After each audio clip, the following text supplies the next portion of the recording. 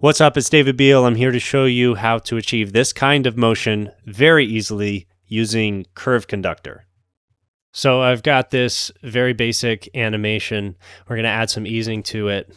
So you can see that I just got keyframes here, and at some point there are all these layers, these smaller shapes that come out from behind the main shape, and they're on motion paths, so we're not separating dimensions. So we're going to apply some easing here. I'm just going to select all this entire thing.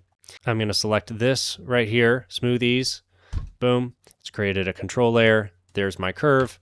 I'm going to go ahead and just play it now. And there we go. What I can do is I can go up to this layer, and I have this blend that's associated with that curve. So I'm just going to drag that, turn that up. Now I've got this nice smooth motion that's extending each of these curves to blend with the one that comes after. So I'm just going to take some of these keyframes and adjust some timing here. And suddenly we are going to adjust some timing here. And there we go. So, and anywhere here that I want to change property, I can do that without needing to worry about intermediate curves. So if I wanted to change the end here, I'll select the start and end keyframe since this is a looping animation, bring that up. So it starts out bigger now. And it's a little bit, maybe it started real big. Right, so I don't have to worry about intermediate keyframes, easing, copying, easing, anything like that. I can just go ahead and watch my animation here and say I want to make a little adjustment to that one curve. I can do that too. I can take that up here and I'll just kind of finesse this, make it even snappier, and then I can immediately see the impact of that across this entire animation. Look at that. Nice. All right. And I can always, always take that main layer, duplicate it. I can drag it out here, and it's got the same exact motion on it. So I'm going to just scale that down. So I can take that, change, these settings. Maybe more rounding for that. This gives me more flexibility than I would have if I did something like pre-compose. Because if I pre-compose, then I'm locked into whatever that motion is.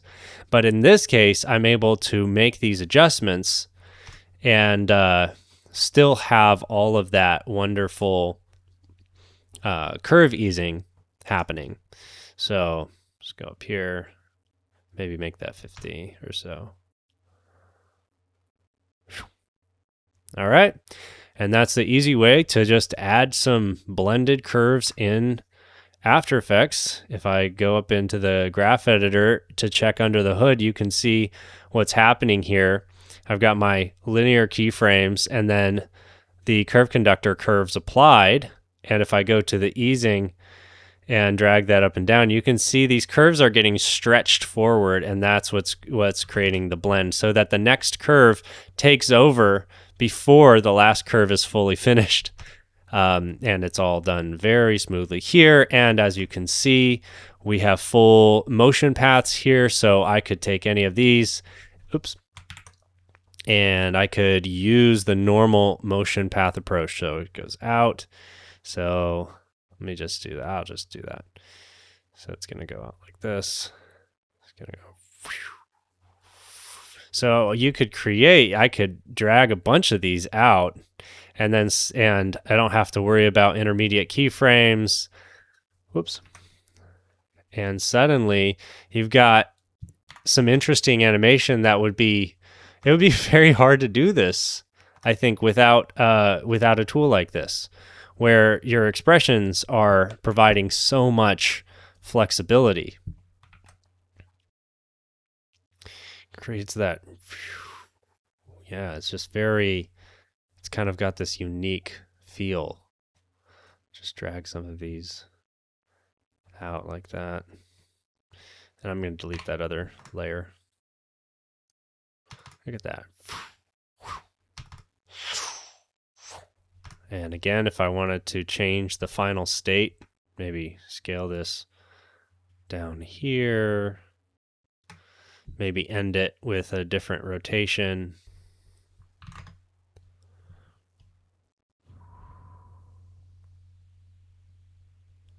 Interesting.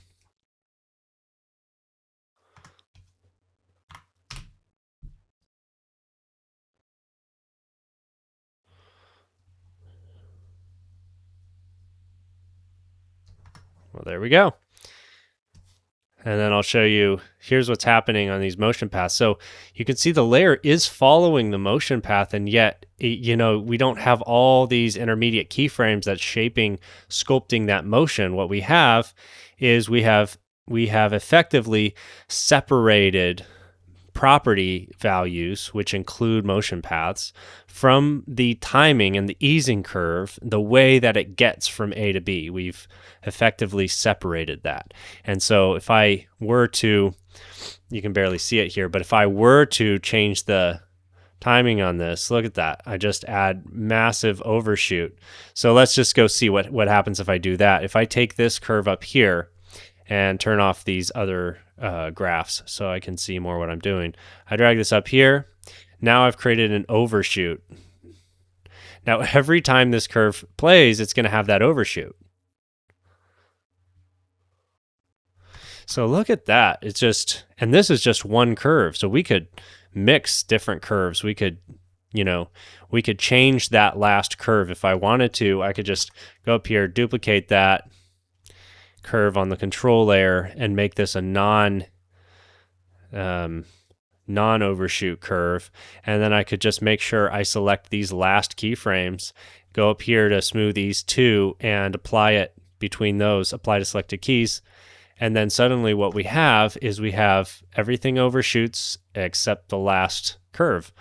So that last curve is smooth ease 2, and the first curve is smooth ease, which now has that you see it. There we go, which has that overshoot. So we have curve 1, curve 2, and I'm just using these two curves to create this very interesting animation. You know, that's just, I don't even know what that. We could, and the nice thing too is retiming is kind of a push and pull action. So I've got the curve shape, but that curve shape is stretching across, you know, based on keyframe position. So look, I'll just adapt some of this. You know, if I change the timing of this, it just changes the character of the entire animation.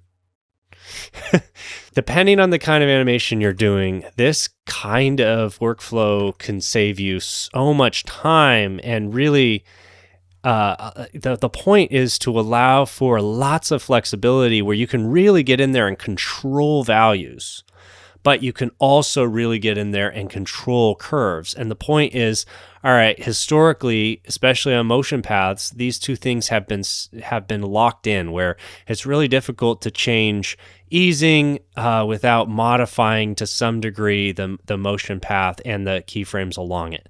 And so now what we're saying is, no, let's actually separate the two. Let's have fewer property keyframes, but then have as many keyframes as we want on our actual curves. And that's the logic behind this tool. That's what makes it procedural. All right.